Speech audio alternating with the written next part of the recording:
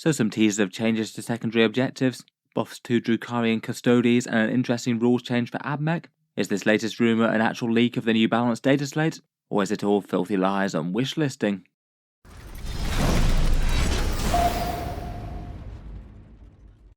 Hello and welcome back to Auspex Tactics, where today I thought it would be interesting to cover a rumour that's gained a fair bit of attention and talk through the contents of a supposed balanced Dataslate leak that might well give us an indication as to just what's coming for Warhammer 40k later this week. If so, it certainly doesn't look like a complete leak or anything like that, though I feel like most of the changes are broadly positive, though a few of them feel a bit weird. Having said that, it doesn't really feel outside of the possibility of what Games Workshop might do. Their changes do often seem to be broadly in the right sort of general direction, with a little bit of unexpected weirdness thrown in.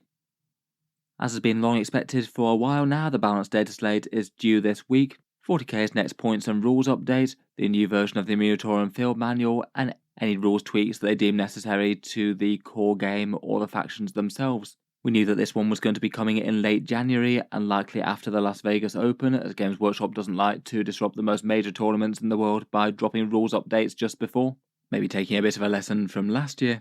Earlier in the month we already had some supposed points leaks come out. Still no real confirmation as to whether they were legit or not yet. They certainly had a bunch of suspect elements on them, though if they were fakes they were quite well done besides the Tyranid one. The apparent leak today is a text leak posted to the Warhammer competitive Reddit as well as other places. It definitely doesn't sound like a complete balanced Dataslate leak to me, just going through a couple of the highlights of each faction, talking about some major rules changes and a couple of points changes, though it's clear just from a simple read through that there'd be far more than this, definitely more changes to some of the top or bottom armies in the game.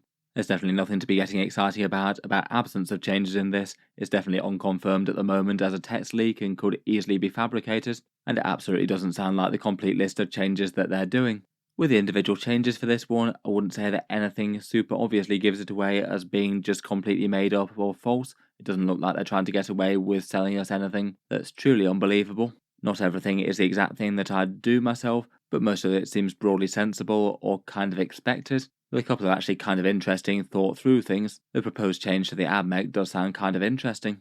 In any case, I thought it was interesting enough to talk through on the channel, though as always with these leaks and things, I'd treat it as entertainment purposes right now. It does seem like there's at least a chance that a bunch of this will turn out to be accurate.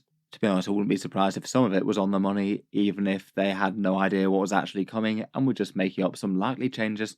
I'll certainly aim to cover the balanced Dataslate in full once we get it later on the week. It's kind of expected on Thursday, given that that's often when they do Warhammer 40k updates. First up with this leak, we've got an often talked about change to Objective Control 0 models and secondary objectives from tactical secondaries. The thing that they say on the leak is that OC0 units can't do actions, so I guess that will be things like deploy teleport homers or cleanse or investigating signals and things, something that they're actually used for quite a lot at the moment. This has certainly been a change that has been talked about really quite a lot by the community in terms of things that feel a bit weird in the rules. It just seems a bit odd that most of the Objective Control 0 units seem to be the ones that are kind of mindless swarms, or units that wouldn't really be expected to be going and doing complex tasks like spore mines or Fenrisian wolves and things. And quite apart from any sort of game balance point of view, it just feels a bit odd that they can't be trusted to sit and hold an objective point or anything like that, but can go deploy and teleport homers, investigating signals and the like. If this were true, it'd be bad for Nurglings, Fenrisian wolves, Tyranid rippers and spore mines and things. I guess maybe the single most impacted army might be the Tyranids, given that a lot of their strength comes from gamey objective things right now. So certainly if this was a nerf for them, I'd hope for plenty of things to compensate. They do have a good subset of the codex that looks very overcosted right now, so hopefully a bunch of points cuts would help even the keel a bit. I guess if this rule is the entire rule, it would still mean that they're valid for certain units being on the board in certain places, doing things like behind enemy lines or engage on all fronts or things, so they'd still not be entirely useless on the objective front, but just less than they were before. It maybe does feel sensible not to have these quite as pivotal to making or breaking wins and losses of games. Though in a way I do kind of like the way that it rewards them in list construction, just having a few of them about on the edges of your army is a good idea, but also not encouraging too many as you get diminishing returns.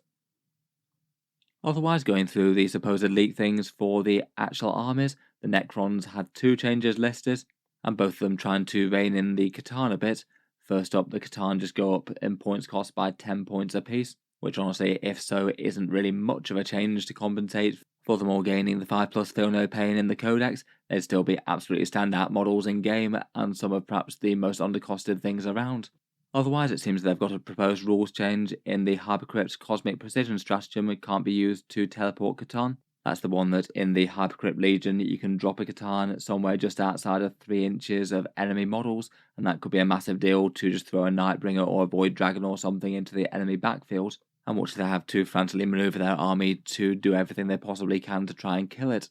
That one doesn't seem like the most unreasonable nerf in the world. They are perhaps the single most powerful and strong way to use that stratagem right now, though it does have lots of other applications, and it certainly wouldn't be useless if you stopped Catan from using it. I still think that both Hypercrypt and Catan would be great without that, and you'd probably still get Catan in Hypercrypt. There's still some massive value to just dropping them just outside of 9 inches of the enemy army, as that means they're guaranteed to be right on the front lines early in the game, as opposed to potentially having a turn or two of kind of being ignored with their 6-inch movement characteristic. Overall, neither of those seem unreasonable. Necrons are in a very strong place with their strongest list right now. They did just win the LVO, both using Catan and Hypercrypt with them. It definitely feels like the Codex could do with some good points rebalancing though. Certain units are really overcosted, such as the Necron Warriors, amongst many more.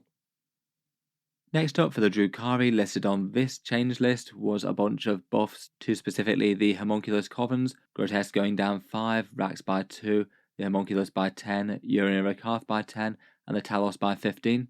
If that were it, I'd probably hope that it wasn't the some change of the Drukhari army, given that there's plenty of other things that need help, like Incubi or Witches. I think a lot of Drukhari players were kind of hoping that their detachment rule might do a bit more. Maybe pain tokens give you an extra buff if you're in melee compared with range, for example. Most of those seem not too unreasonable. I feel like Rax are kind of surprising to be going down, seeing as they do see some competitive play, or maybe you just go for 1 point rather than 2. Perhaps the biggest surprise for me on that list, though, would be Talos. They seem like a kind of bad idea to put down by 15 points. As competitive Drukhari armies go, lots of them do tend to absolutely spam Talos already. Unless you're putting down other units by kind of monumental amounts, then I can't help but think that you're going to sort of push lots of people into just spamming Talos to be competitive, rather than taking a bit more of a representation of the faction. Not saying they couldn't go down a bit, but a big 15 points perhaps seems excessive to me.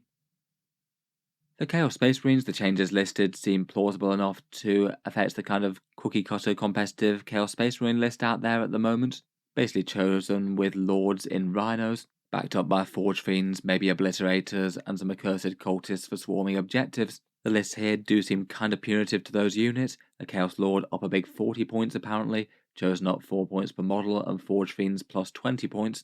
They are kind of the units that I'd expect the nerfs to fall on, maybe just surprisingly harsh to the Chaos Lord. I would have guessed a points increase, but 40 points seems somewhat excessive to me. The Chosen and the Forge Fiend changes don't seem too unreasonable though, given just how dangerous they are, and might have them a bit more in line with other Chaos units now.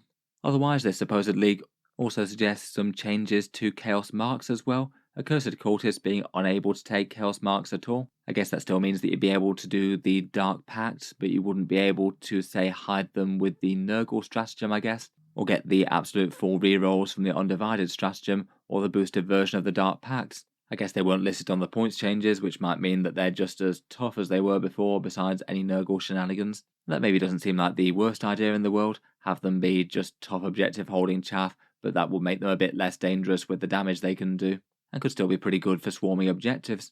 Also listed on the text leak was something saying that you might not be able to put a unit of Mark X into a transport with Mark Y, so I guess that would be specifically targeting things like the Chosen. Often they're run as Undivided and put in a Nurgle Rhino so you can shield it from shooting at long range. Maybe something that feels perhaps a little bit unusual in the lore, given that you'd usually expect Nurgle units to use their own Nurgle transports, I suppose. Again, that would be a nerf to transport vehicles for Chaos and absolutely maximising them.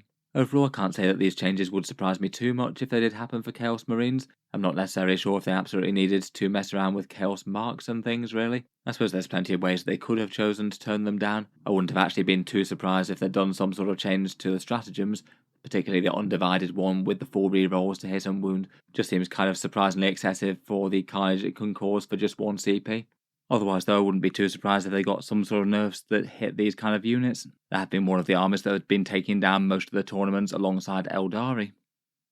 Next up, the leak talks about Adeptus Custodes. This one kind of brief and just says all characters minus 10 points, and Alaris Custodians can be taken as a unit of 1 again. I guess both of those would actually pretty much fully fit with the previous leaked points that came out early in the month, if they're to be trusted. The Custodes one was kind of strange there. It did have lots of points reductions across the board, but some kind of strange numbers on the Sisters of Silence squads, plus the Terminator points cost weren't really quite formatted correctly, even though it did appear to imply that you could take them as units of 1 as said here. I'm not necessarily sure this definitely gives this one any more credibility though, as they could just have seen that leak and just carried it over here. But I guess it's interesting enough to see two different things saying the same thing here. I can't help but think that this is unlikely to be the whole story given the state of the army right now. I expect either more points costs or more reversal of nerfs, one or the other. If this was trying to back up the previous leak as legitimate, that had quite a lot of the army go down in cost, which hopefully should be good enough to push Custodes back up into the midfield, as they're one of the armies that's struggling the most right now. Otherwise, for a few of the other factions in the game, there were just a few bits and single lines. Again, I would be very surprised if this was the sum total of changes. I feel like there's plenty more armies that could do with adjustments one way or the other, so I'd guess that some of these are just more teasers of a few of the things they're doing rather than an exhaustive list. For the Death Guard, one of the odder sounding changes is putting up Plague Marines by 2 points, which is kind of surprising to me. I feel like Plague Marines are honestly in a good spot right now. They are seeing competitive play, sometimes in good numbers, as you'd hope for as the core of the army, but certainly plenty of lists have much more emphasis on other things. I would have said out of anything for Death Guard, maybe Plague Burst Crawlers could do with just a small nerf, as they seem to be one of the units that's most aggressively spammed in 3s, and Blight Lord Terminators could do with a boost, seeing as they tend to lag behind the Death Shroud by quite a bit. In any case, I probably hope that that's one that hasn't happened unless they're getting some sort of rules change to compensate for that. I certainly know that Death Guard players wouldn't mind them being more expensive if they were more durable. For Chaos Demons, the only things that were listed by this source were Nurglings up 10 points, and most of the greater demons down 10 points. Demons seem to have been having a bit more trouble in recent times with people not as excited to play the faction. The Nurglings change sounds like it might be a bit of a dumb double nerf if their objective control 0 things really are being changed that way, as I feel like that might be one thing that stops them being played quite so much in excess. At the same time though, I'm really not too surprised that Games Workshop chooses to address them in some way or another. They feel just a little bit auto-include for any Chaos list that can take them, though I guess that's not exactly the demon's fault. Otherwise, the greater demons getting a bit punchier isn't the worst thing in the world. I'd hope that most of the other units in the codex do also go down though if that's the case, given that I'd say it's a lot more of the infantry and cavalry that seem to be kind of underpowered, or just hasn't seen loads of excitement to play since the edition came out. Otherwise, perhaps one of the most interesting changes proposed by this source was Admech. This is one of the type of changes that makes me feel a little bit more inclined to believe the source really, given that it's actually a little bit creative and actually seems like a good solution. This one proposes that the Doctrine or Imperatives get boosted slightly. Both of them have both a primary and secondary benefit. The primary one gives you either the Assault keyword or the Heavy keyword, and then the other bit gives you extra AP in either your own deployment zone or the enemy's deployment zone. This proposes that the extra AP bits might apply to No Man's Land as well, so extra AP -1 for Conqueror shooting if you're targeting enemy units in the midfield, and Protector giving you a -1 to enemy AP if your units are targeted by shooting in the midfield and your own deployment zone. I feel like the clear feedback that Admech players have been tending to give since their codex came out is that they like their units just to be better, either stronger or tougher, and cost a few more points just for ease of collecting the army, as opposed to just have units that have kind of rubbish stat lines, and Games Workshop just crank down the points cost by more and more until you need a spectacular amount of models to play a game with them. I'm not sure if this alone is enough to rescue Admech. I'd guess if so, it might well be paired with other things like maybe sending Belisarius Call down in points a bit, but certainly seems like a fairly big and meaningful step in the right direction. Having those rules applied to the midfield just makes them so much more useful. Otherwise, for Imperial Knights, they simply say that the Bondsman nerf is reversed, so those abilities can apply to the Questoris again. Again, that does feel like a wishlist item for the Imperial Knights. It definitely changed the entire character of the army when their Bondsman abilities couldn't affect the Questoris Knights. Taking away things like -1 damage on the Warden or advance and charge on the Knight Lancer were absolutely massive. Not saying that Knights weren't a bit overpowered prior to the balanced Dataslate the first time round, but I feel like most people would rather just have the Knights costed appropriately and have those fun abilities on the big guys, as applying them to Armigers is only so impactful when you can usually only affect one. In any case, again, Knights need something to help them out. The broad battery of nerfs that they got last time round meant that they've been one of the weakest factions in the game for a little while now. They certainly need some sort of boost to get them back towards the midfield. Finally, for just a trio of other small things that were mentioned by this source, the Incarn apparently is unable to charge after teleporting, which I guess reins in some of its big ability of bouncing around the board. Doesn't seem like an awful idea given that can provide some absolutely massive swings as one of the most auto-include units in one of the most competitive armies in the game. There's absolutely zero chance that that's the only change they make for Eldari though. There's no way that Night Spinners aren't going to either go up in points or have some sort of nerf. And there's plenty of other things that could easily attract attention, maybe Wraithguard with their Wraith Cannons for one. Otherwise, Leagues of Votan Sagittars are reportedly up 10 points, which seems pretty much entirely reasonable to me. Votan are doing pretty well, and Sagittars seem to be kind of weirdly spammed, almost to the extent where the troops inside are just there to get the Sagittars on the board. A small nerf to those doesn't seem the worst for the internal balance of the faction. And weirdly, they've said that Rhino transports are up 10 points across the board. That would be a bit odd, though I don't think it'll make them unusable. Though interestingly enough, that one does kind of fit with the rumoured changes that we had from the previous league for the Sororitas Rhino. That one didn't go up 10 points, but was up 5 from 75 to 80. A kind of subtle change from those previous league's points pages that again would be consistent here if that were right. I wouldn't personally consider that the biggest deal in the world though. There'd still be a valuable layer of steel between enemy guns and some elite troops for the units that use them.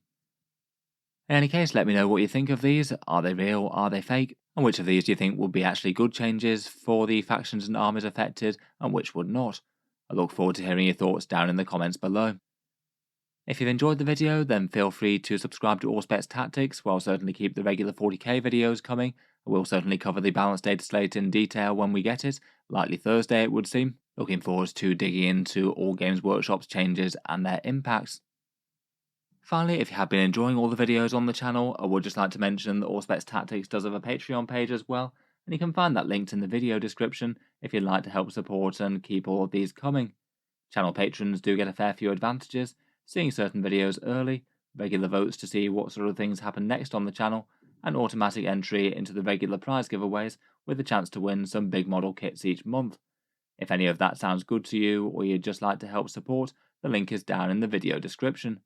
In any case, a massive thank you for listening, and I'll hope to see you guys next time.